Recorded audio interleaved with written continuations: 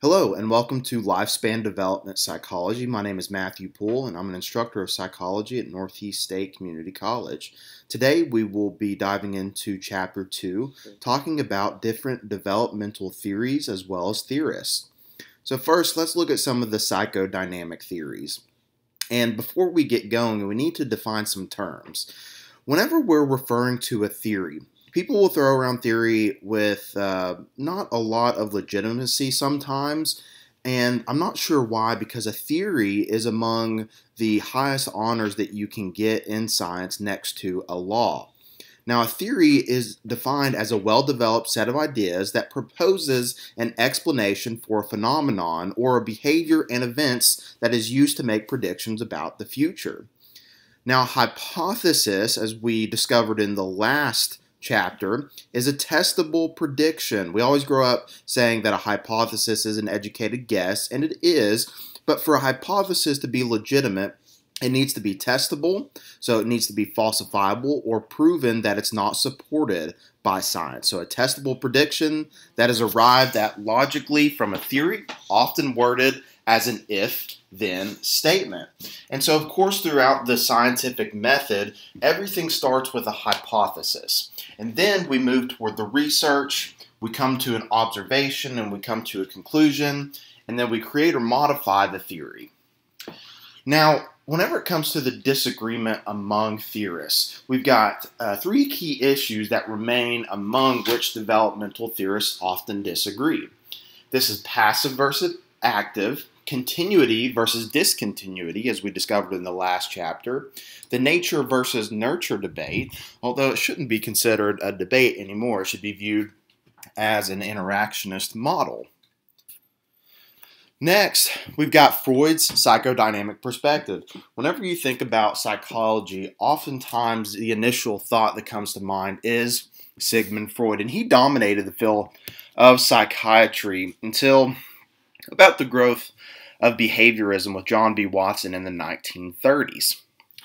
Now, Freud proposed that personality forms during the first few years of life.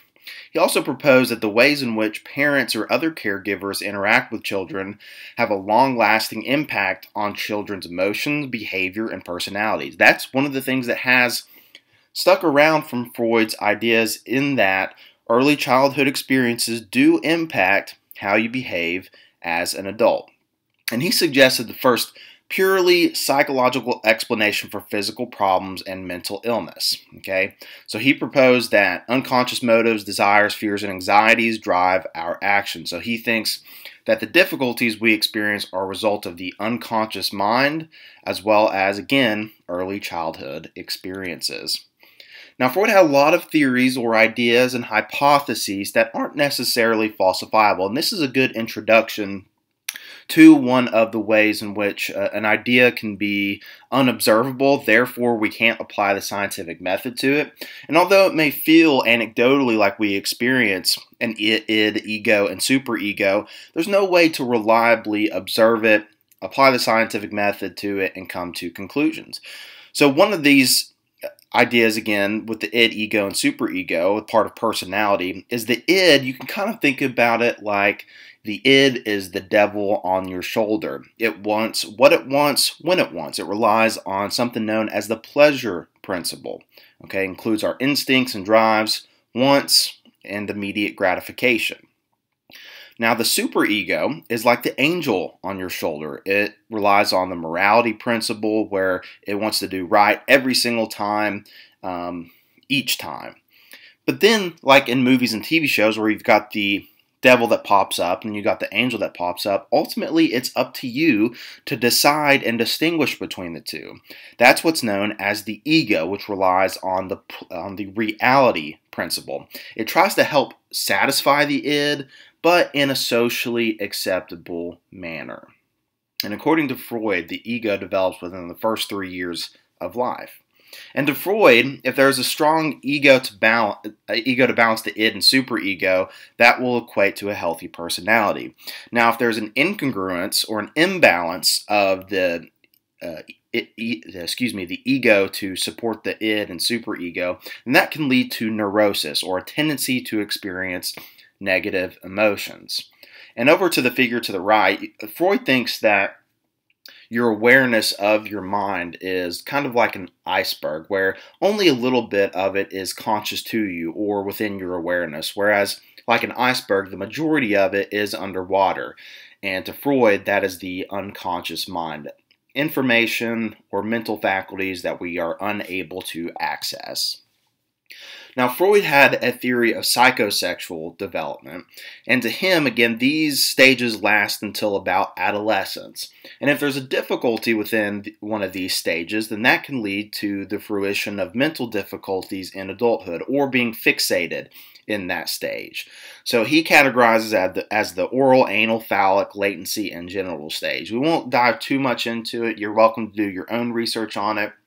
But there's a particular area of the body during these stages that is the area of focus. And so with the oral stage, it's focused on the mouth. Weaning off breasts or bottle is the major conflict. And if there's difficulty here, the adult fixation may be smoking, overeating, things like that. Now with the anal stage, this is focused on toilet training. And if there's difficulty with this, that can lead to neatness, and messy or messiness, one of the two directions. So you're welcome to go through those stages on your own time if you so choose. But again, Freud thinks that there are these unique 5 stages or discontinuous stages of development that we experience, and there's a major conflict within each stage that if there's not resolution with it, that could lead to an adult fixation. Okay. Let's talk about some common defense mechanisms. This is really important, not just for the purpose of this class, but to help you in your day-to-day life, because you can catch yourself engaging in one of these defense mechanisms, and usually we engage in these defense mechanisms and not even realize it. They're kind of like an ego protector in a way. Okay, so denial. A lot of us already know what denial is. But to give a definition to it, this is not accepting reality because it's uncomfortable. So not accepting the truth or lying to oneself. People will deny things all the time, like their substance use difficulty. They will deny that there is an actual problem even though they're taking it on a very unhealthy, consistent basis. Displacement. Displacement is whenever we take out our unacceptable urges or frustrations out onto a weaker or safer target. So let's say that your boss is being a jerk to you. You can't say what you'd actually like to say to your boss because that can lead to some severe repercussions. And unfortunately, what will happen as a result of that is individuals will displace that frustration onto a target that is less threatening to them and won't lead to the same repercussions as if they were to put that frustration on the original target at hand. So unfortunately, individuals may take it out on the people at home or in their close relationships and inappropriately displace that frustration. Projection. This is whenever we take unacceptable urges or frustrations about ourselves and then we place them onto other people. So kind of like displacement in a way, but we're taking feelings about ourselves, okay, and then casting it on to others. People will project all the time where they may be in a relationship where they're actually the ones cheating, but they blame another person for cheating, almost in a way to have this defense mechanism make them feel better about their behavior. But in all actuality, you're the one who's cheating, not your other person, but you're projecting that onto somebody, claiming that they're being unfaithful to the relationship. Rationalization. Rationalization is whenever we utilize unacceptable examples or reasons, I should say, for acceptable ones. So we replace them. So some people may rationalize, again, like with substance use difficulties, they may rationalize their usage by saying, well, it helps me perform better at work, allows me to talk to people I wouldn't normally be able to talk to otherwise. And again, just because something is effective in the short term does not make it a productive behavior in the long term. So people will rationalize that. Reaction formation. This is whenever somebody outwardly opposes something you inwardly desire, but that you find acceptable. So let's say that you're in a group setting and the group is talking about something that you don't necessarily agree with. What you may tend to do is temporarily adopt those beliefs in order to fit in. So you may oppose what it is that they're discussing, but you know, you go along with it for whatever social purpose that is. But you know, outwardly opposing something may be like saying that, you know, you don't agree with what it is that you're inwardly wanting, and so you go the complete opposite direction of belief system because you don't feel comfortable with what it is that you inwardly desire. Now, regression. Regression is whenever we refer back to a childlike state to cope with difficulties that we're experiencing because it feels safer. So if people, this is where we say somebody's experiencing an adult-sized temper tantrum because some adults may, they don't know how to appropriately manage their frustration, so they may act out like a child would, such as yelling, crying, just any sort of, you know, less mature behavior as a result to deal with what it is that they're experiencing. Repression. Repression is whenever we push painful thoughts out of our consciousness. So this can be either due to traumatic experiences that we have, or, you know, maybe even as simple as an embarrassing event. Our brain may repress that memory in order to protect yourself from it, from experiencing that. So in other words, thinking about something else. Sublimation. Sublimation is the healthiest defense mechanism. This is whenever we take those unacceptable urges or frustrations and we redirect them into more socially acceptable behavior. So this is why a lot of people will go and work out because they have these frustrations, and if they were to take it out on the person or other people, it wouldn't be a good scenario. And this may be a conscious experience or an unconscious experience. So what they'll do is, instead of taking that energy and putting it into an unacceptable outlet, they will go and work out or do something else that releases that particular energy. All right. Now, when it comes to another discontinuous theory or theorist, we've got Erik Erikson and his psychosocial stages of development. And throughout these stages, we have it's over the course of the lifetime. According to Erikson, he kind of differs Freud in that he thinks that your development is lifelong, and so in each unique discontinuous stage, there's a this versus that scenario. And if we come out on the healthy side of the house, then that's obviously more productive. Otherwise, if we're not successful, this can lead to some difficulties down the road. So the first stage is the trust versus mistrust phase, where the main tenet is hope. From birth to about 12 months of age, infants must learn that adults can be trusted. So apparently to Erikson, you learn whether or not the world is a trusting place from birth to 12 months. If you cry out and a caretaker comes to console you, then apparently to Erikson, you will develop a sense of trust within the world. Autonomy versus shame.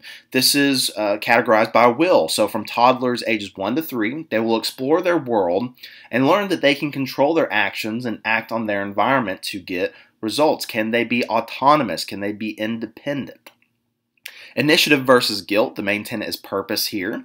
Preschoolers ages 3 to 6 are capable of initiating activities and asserting control over their world through social interactions and play. So can I take initiative in my world and be successful in that? Or will I develop a sense of guilt? Industry versus inferiority. So this happens from ages 7 to 12. They either develop a sense of pride and accomplishment in their schoolwork, sports, social activities, and family life, or they feel inferior and inadequate because they believe they do not measure up. So competence is the main category here. Am I competent? Next is the identity versus role confusion. Of course, during adolescence, approximately from 12 to 18, the main task is to develop a sense of self. You know, they will explore various roles and ideas, set goals, and attempt to discover their adult selves. Where does their puzzle piece fit into their world? And if you are unsuccessful in this particular stage, you may develop a sense of role confusion in your adult life. You may be confused on what it is, who you actually are. So you may see high schoolers come in, try out different roles or identities, even on a weekly basis, to see what really sticks with them. Next is intimacy versus isolation. So the main tenet here is love. So it happens in early adulthood, about your 20s through your early 40s. And during the stage, individuals are concerned with developing and maintaining successful relationships with others. So do you decide to settle down with an individual, or do you tend to isolate from other people? Generativity versus stagnation. So people in middle adulthood, 40s to the mid-60s, they're more so concerned with finding their life's work and contributing to the development of others. So during these last two stages, intimacy versus isolation and generativity, do you settle down with an individual? Do you create a family? Do you adjust within your workplace? Are you generative? Are you advancing in your career? Or are you more so stagnant? Integrity versus despair. This will happen in late adulthood, about the mid-60s to the end of life. And individuals are concerned with reflecting on their lives and feeling either a sense of pride or integrity and satisfaction, or a sense of regret and failure. Do individuals look back on their life with a sense of despair and with significant regret over the decisions that they made? Okay, now let's move to behaviorism and cognitive psychology. So we establish in the first chapter, as well as within Introduction to Psychology, if you've seen that lecture series, you know this very well, but if you haven't, go check that out on my channel. So we know of John B. Watson as the father of behaviorism, and behaviorism is known for applying classical conditioning as well as operant conditioning principles to human behavior. Watson believed that most of our fears and other emotional responses are classically conditioned, aka learned through our environment. Watson really believed that no matter what your genetics are, truly how you develop and how you behave, why you behave and make the decisions that you do, is strictly a result of your environmental influences. He truly believed that parents could be taught to help shape their children's behavior. And he tried to demonstrate the power of classical conditioning with his famous experiment with an 18-month-old boy named Little Albert, who he classically conditioned to fear a white rat. And what ended up happening was he didn't just fear this white rat, he ended up generalizing, meaning that any stimuli that related to that white rat, he also experienced that fear response. And classical conditioning is learning from association to anticipate events. So let's dive a little bit more into that. And I may refer back to the Little Albert experiment in just a moment. So there was this individual named Ivan Pavlov. Pavlov's dogs may ring a bell. So sorry for that little joke there, but it's pretty good. He was a Russian physiologist who studied digestion. And so what he was interested in, of course, was dogs and their digestion. And what he noticed was there was this salivatory response whenever the researchers were about to bring food to the dogs. And this intrigued Pavlov because, of course, the dog didn't see the food just yet, and they were already experiencing this salivatory reflex. And so he was interested in training these reflexes. So let's dive into that Pavlov's dogs experiment a little bit more. So Pavlov took this a step further, and he decided to train a dog to salivate to the ringing of a bell. It was actually a ticking metronome, but we just say bell in Introduction to Psychology to make it a little bit more simple. And of course, a neutral stimulus, or something that doesn't have anything to do with the original unconditioned stimulus, is not going to have the same response. So a bell especially doesn't elicit a salivatory reflex. It may get your attention briefly, but it's not going to have this salivatory reflex. However, because animals and we as humans are really good association machines, we're really quickly able to pair a bell with food pretty quickly.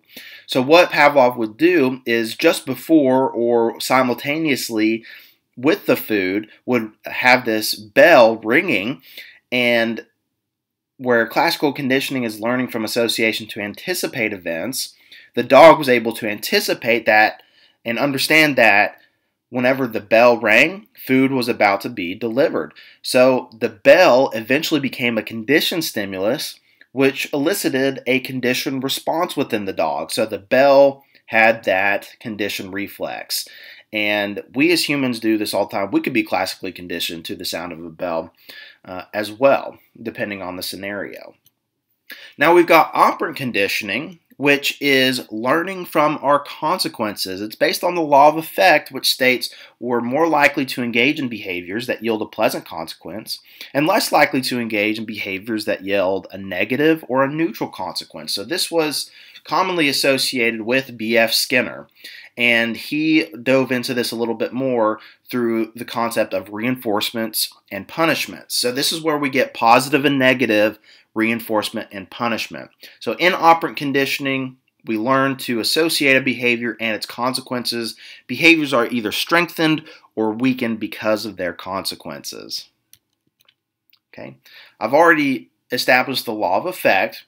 And so to define a reinforcer, though, real quick, a reinforcer is anything following a behavior that makes it more likely to occur again. And then we've got the concept of primary versus secondary reinforcers. Primary reinforcers are anything that are innately reinforcing to you, that you get to enjoy immediately. That's like food, candy, drinks, praise. Whereas secondary reinforcers are things that need to be exchanged for a primary reinforcer down the road. So this is why we all go to work, to receive those secondary reinforcers, that paycheck, cash, money, so we can eventually exchange it for something that we really want. Again, like a primary reinforcer, food, rent, electricity, something that we actually want to enjoy. All right. Now, B.F. Skinner created this Skinner box, which was a very simple study where he utilized rats, and he created this operant conditioning chamber. Okay, and so it's a very simple thing where the rat, whenever they pulled the lever, they would get the food. But he also, you can kind of see this metal contraption down here where he showed the concept of negative reinforcement, where whenever this operant conditioning chamber would begin to shock the rat, what they would do is they would pull the lever, and so the consequence was a removal of the shocking. So whenever it comes to negative reinforcement, please go ahead and get out of your mind that negative means bad, positive means good. Negative just means something's being removed from the situation as a consequence, whereas something that's positive means that it's added to the situation. So in the example of the rat pulling the lever to get the food, that is your simple example of positive reinforcement. They're getting a treat, which reinforces the behavior of pulling the lever.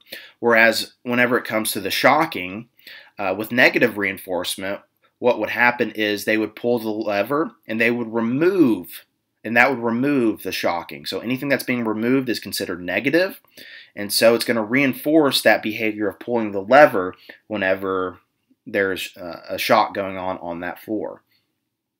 Okay.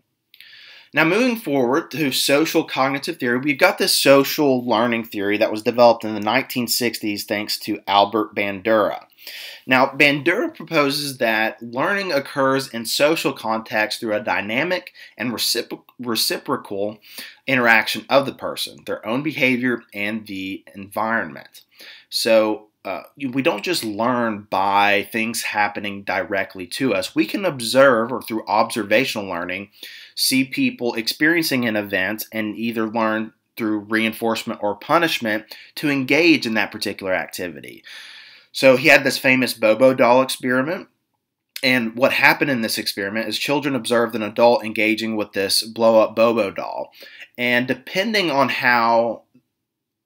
what the consequences were, served to show what the children would do as a result. So whenever the adults were engaging in aggressive behaviors toward the Bobo doll and they were reinforced, then the children would also follow suit. But if the adults were punished as a result for engaging that aggressive behavior, the children would tend to stay away from the Bobo doll and especially not engage in aggressive behaviors. Now, when it comes to the cognitive perspective, So cognition, quite simply, equals thinking. So when I refer to cognition or cognitive, that is talking about your thoughts or how our mental processes or cognition changes over time. So Jean Piaget created the theory of cognitive development, which is another discontinuous theory. And there's 4 stages of this theory of cognitive development, where in each stage there is a difficulty that we have to navigate and become successful through. So the first stage is the sensory motor stage, which happens from about birth to 2 years old. So the difficulties here are object permanence as well as stranger anxiety, a fear of unfamiliar people. And with the concept of object permanence, this is why peekaboo is so engaging to infants, is because they haven't developed the sense of object permanence, which object permanence is quite simply the understanding that even if something is out of sight, it still exists. So whenever you play peekaboo and you cover your face up, the infants, they think that you have gone into oblivion. You no longer exist. And then whenever you remove your hands, you magically reappear into existence. And so that's really engaging for infants. Now, during the pre-operational stage, which happens from about 2 to 7 years old, the main difficulty here is egocentrism and theory of mind. So with egocentrism, children have difficulty taking the perspective of others. That's why we really emphasize sharing during this time, because maybe little Johnny also wants to play with the toy that you are playing with. As well as the theory of mind, understanding that people have thoughts, feelings, and beliefs that are different from our own. And this usually will develop between 3 to 5 years old. The third stage is the concrete operational stage, which happens from about 7 to 11 years old. And so the main difficulty here is conservation, the concept of conservation. This is the understanding that just because something changes in its size, shape, or container, it remains the same amount. So let's say, for example, I've got 2 cups of water. They are filled up to the same level. All right, and then I were to bring in this very skinny cylindrical cup. And I were to take one of those equal cups and pour it into the tall cylindrical one. Of course, the tall cylindrical one is going to look like it's going to be higher than the other cup of water. And so a child who hasn't understood the concept of conservation yet is going to say that there's more water or more liquid in the cylindrical cup simply because it's taller. But we have achieved this concept of conservation, whenever we understand that whenever we take those equal cups and just because we pour it into a different container, it's still the same amount.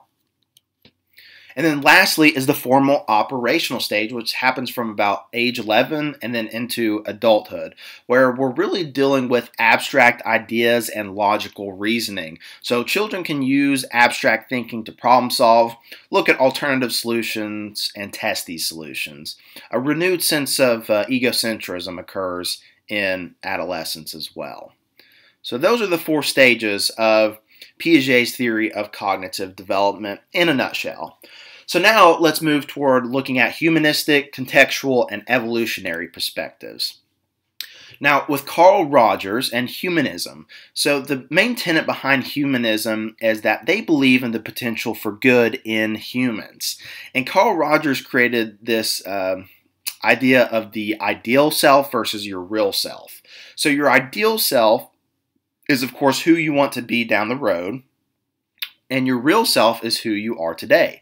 And if there is congruity, so how closely one's real self matches up with that ideal self, our self-concept is accurate when we experience that congruence. So whenever we have a high congruence, in the sense of the ideal self equaling the real self, this leads to a greater sense of self-worth and a healthy, productive life.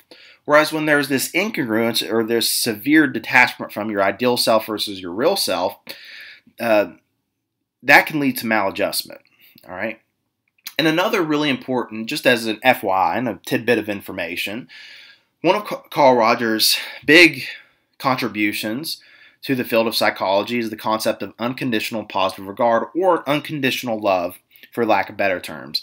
And this is whenever you meet somebody for where they're at, no matter what they've done or where they've been. And this creates a high sense of trust within, like in a client counselor scenario, because and that's easier said than done, truly, because no matter meeting somebody for no matter what they've done or where they've been, we all have our biases and preconceived notions about particular actions and activities individuals engage in. And so it's hard for us sometimes to leave that at the door and meet somebody for where they're at no matter what they've done. Okay? All right. So another humanistic perspective is Abraham Maslow, and he is most famously known, one of his ideas most famously known, is the hierarchy of needs. So he created this hierarchy of needs which states, how can we worry about our self-esteem, our confidence, and our achievement whenever we don't know where our next meal is coming from, aka the physiological. So he proposed this hierarchy of needs which motivates us. So what motivates us? Well, once we've established our physiological needs such as food, water, sleep, things like that, then we can move to the next stage of motivation, or what motivates us, which is safety, a sense of employment, a sense of morality, of health, of property. Then we can move to love and belonging. This includes family, friendship, establishing that intimacy. Then what will motivate us is esteem, our confidence, achievement, respect of others. And then we can move toward what ultimately motivates us, or becoming completely self-actualized, which is, just complete inner fulfillment in a way. And what motivates us during this time is actually giving back to our community, to our family, to those around us. All right. Then we've got Bronfenbrenner's ecological systems theory. Now, within this theory, the qualities of a child and their environment interact to influence how they will grow and develop. So, ecological, if that's a word you've not heard of before, is your natural environment. Okay, and so it really stresses the importance of studying a child in the context of multiple environments. So he renamed the theory to the bioecological model to recognize the importance of the biological processes in development, because we know it's not just nature versus nurture, it's nature and nurture. It's both your environment as well as your genetics. So your chronosystem is the relevant historical context and time frame in which all development occurs. So you can kind of see in the figure there to the right, you've got the individual, and then you've got your microsystem, which includes like your family, your school, your peers, and your church. Your exosystem includes things like the mass media, the local politics, your neighbors. So moving out a little bit more. Okay.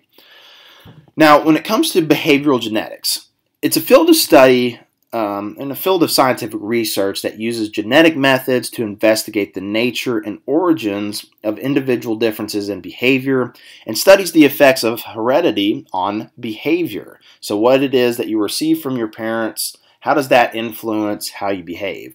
So behavioral geneticists strive to understand how we might inherit certain behavioral traits and how the environment influences whether we actually display those traits. So it's really often considered, especially in clinical psychology, because we know that there's a link with genetics and mental difficulties, especially when it comes to schizophrenia, depression, as well as substance abuse.